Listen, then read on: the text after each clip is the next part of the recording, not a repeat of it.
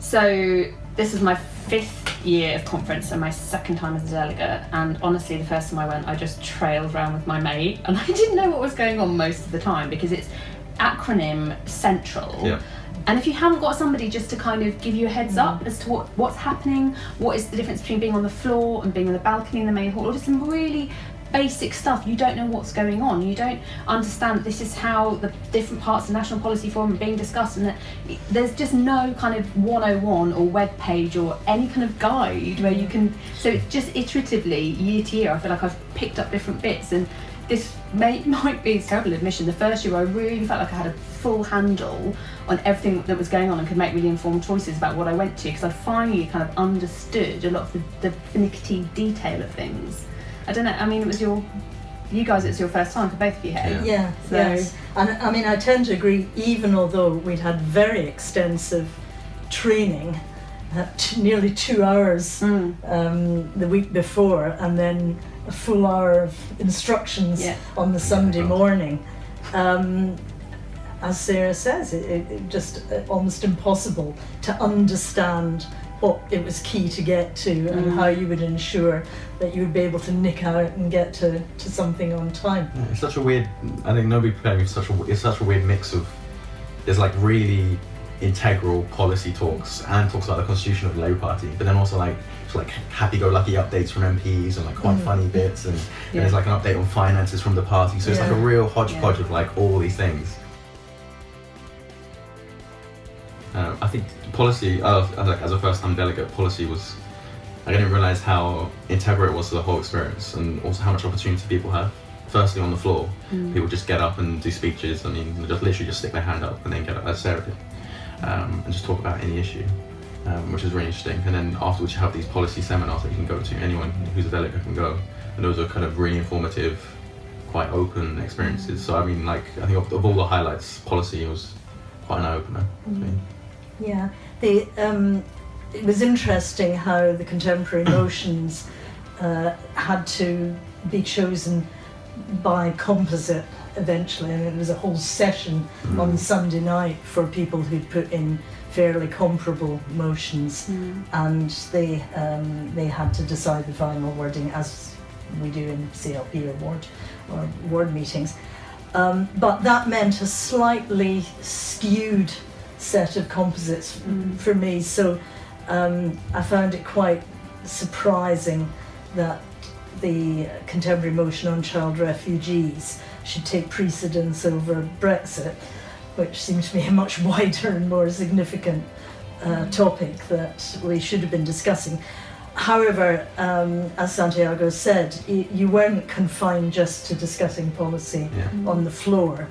You were also able to follow up, as I did in the policy seminar, and then I went to a couple of other fringe meetings where a very wide range of issues related to Brexit were being discussed, and it was good to see how together Emily's team were and how forceful she was, and obviously that's had an impact subsequently in terms of the debate in the Commons last week.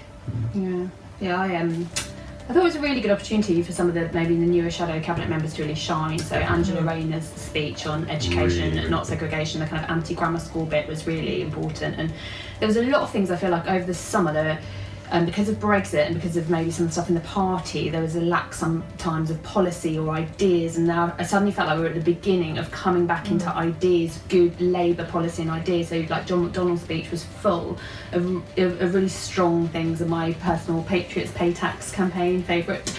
Angela's speech was brilliant, and then that morning that Emily spoke also was really strong speeches from Kate Osmond and Clive Lewis, and it just suddenly felt like, yes, force to be reckoned with, coming back into our own, and the ideas are flowing. And because I'm a prison geek, the Home Affairs bit on the Wednesday morning was really interesting, and really, because there's such a crisis in our prisons, to see some kind of fighting talk around that and around the mess that probation's been left in after transforming rehabilitation was really encouraging. And I think I came away feeling quite heartened in terms of policy, and of course in Jeremy's speech, but from the whole 4 days was a lot of ideas, felt very encouraged.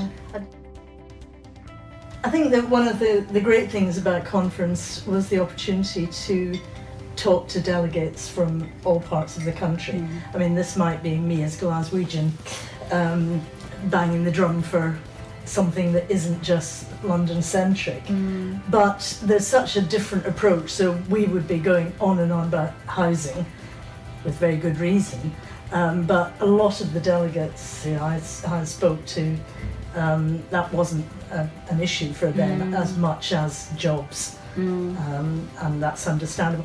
And then you learn things from talking to people that either you'd forgotten or you've no idea about. So, for example, I ended up having something to eat with a couple of women from Northern Ireland, and they reminded me that there's no formal representation for the Labour Party, and so issues like women's right to choose, they have no channels, direct channels, in order to change legislation. Yeah, I mean, on a similar strain, like one of the best conversations I had was someone in Scottish Labour, just getting their take on the SNP and how everything's changed. I mean, like an endangered species, you know, how things have changed. And that was, meeting other delegates was just as eye-opening as conference. Yeah, definitely. I think I talked with a load of people in the North East about the I, Daniel Blake film, and just and I had an argument about whether I should watch it or not, because I was like, that's my day job. I deal with PIP and things all the time. They're like, no, you've got to see it to encourage other people. And but then we got into a whole conversation about benefits and and disability living and everything that's happening there, and it was really fascinating to get the issues are different in different geographies. So I think one of the best fringes that I went to was the Women in Work APPG organised one. So it's co-chaired by Angela Rayner and Jess Phillips. And really it was about women in the low wage economy, and there was just again some quite inspiring speeches, and then a really good dialogue, because one of the things I find a bit frustrating sometimes in the main hall is you've got 3,000 people, you obviously all can't have your say, but to be in quite a dynamic fringe where the panel speeches are short and then people can and you have proper discussion and dialogue about some of the issues facing, in this case, women in the low wage economy, again heartening, lots of ideas, then little chats and exchanging of cards afterwards to kind of follow up on. So yeah, I really enjoyed that one. Yeah, so I didn't get that much time to go to as many fringe events, I think, but I went to the World Transform, which was like the fringe's fringe. And that was actually really interesting. It was like, it was just a different vibe. Like I found conference quite clinical in terms of like the conference floor and how things are organised, and the World Transform was a lot more kind of community and arts based as well. Actually, I was surprised in the Labour Party there isn't that much like arts representation and discussion about that kind of subject, especially considering cuts to it. And then the World Transform, there was a lot more like arts, poetry, community, theatre kind of focus. So, there's definitely a different perspective. It's good, and I think you need that, otherwise sometimes at conference I felt a bit like death by suit. So, yeah, quite. It can happen. Yeah. I went to some good fringe meetings. I also went to one where the speakers didn't turn up, which was particularly infuriating, as I had to get down there for 8 o'clock in the morning. So, that's your first mistake. Absolutely. I went to one meeting that Emily was at, yet another one was the Chatham House one, which was really hard-hitting about the implications of Brexit, and Emily's point that she made throughout about the lack of planning by the government. But probably the most stimulating one was run by IPPR and was looking at Labour's electability. And Lisa Nandy was speaking in that, and some very diverse views.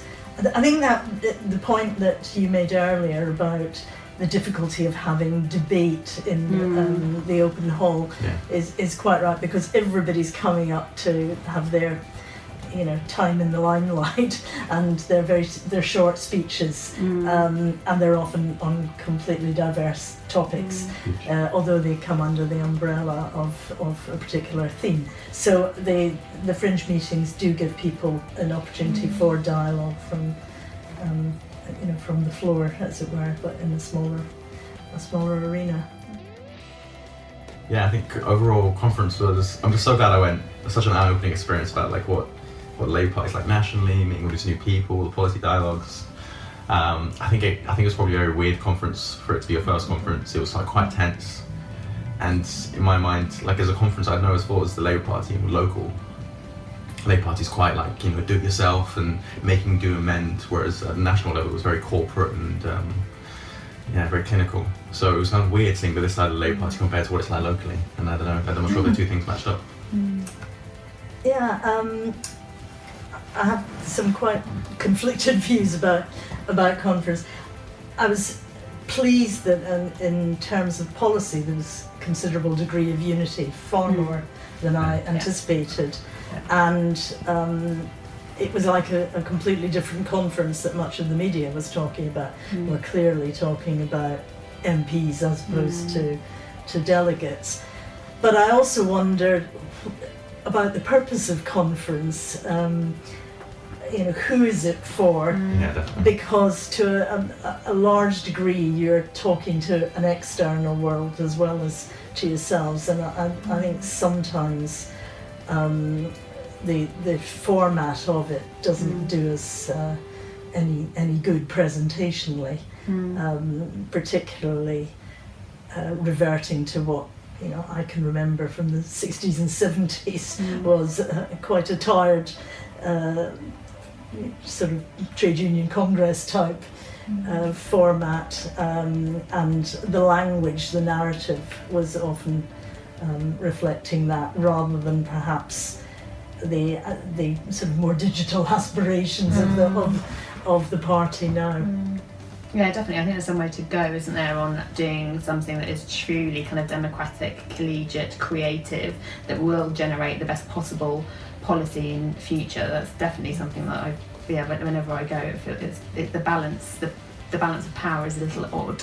But some of the highlights, I think, for me this year were, it's always a great place to catch up with people, and those policy discussions never stop because you're in the bar and you're having lunch, and there's it's your brain comes away full and kind of inspired, and you're sharpened by having debate with people you don't quite agree with and seeing things from a different point of view, or because someone's from a different part of the country, from part of the party, of a different age. And I really enjoyed those bits, and I was really pleased to speak this year. Yeah. I was really exciting about prisons, and I loved some of the socialising and dancing in Labour students, although it's a long time since I've been a student. But it's just, so it wasn't all work, was it? It was good. That's true. Those exciting discussions, so much the lifeblood of it, I think, actually, not just what happens in the main hall.